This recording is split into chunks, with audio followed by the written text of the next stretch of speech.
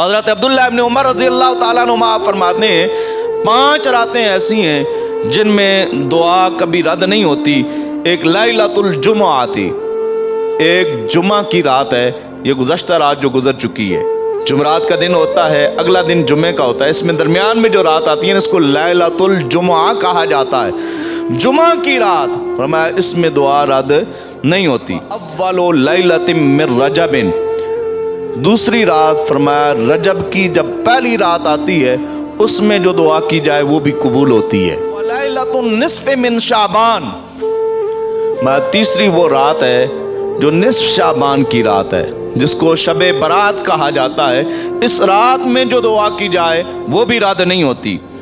ولیلۃ العید، جب رمضان مبارک اختتام پذیر ہوتا ہے اور اگلا دن عید کا ہوتا ہے اور ہم وہ پوری رات بازار میں دوست احباب کے ساتھ گپ شپ میں گزار دیتے ہیں، اس رات کے حوالے سے حضرت عبداللہ ابن عمر رضی اللہ تعالی عنہما آپ فرماتے ہیں کہ اس رات میں جو عید کی رات ہے اس میں جو دعا کی جائے وہ بھی رد نہیں ہوتی. ولیلۃ النحر، اور دوسری وہ رات جو پوری رات ہماری منڈیوں میں گزر جاتی ہے یا جانوروں کے ساتھ وقت بتاتے ہوئے ہماری گزر جاتی ہے، ہمارا یہ لیلۃ النحر قربانی والی رات جو ہے، اس رات میں جو دعا کی جائے وہ دعا بھی قبول ہوتی ہے، وہ رد نہیں ہوتی. اللہ تعالی ہمیں ان راتوں کی عظمت و شان کو سمجھنے کی توفیق نصیب فرمائے.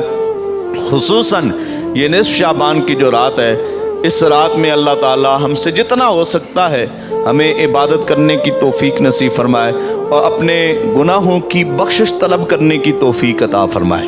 دفتر ہے سیاہ یا دھلا ہے آجا، مالک تیرا فضل پہ تلا ہے آجا.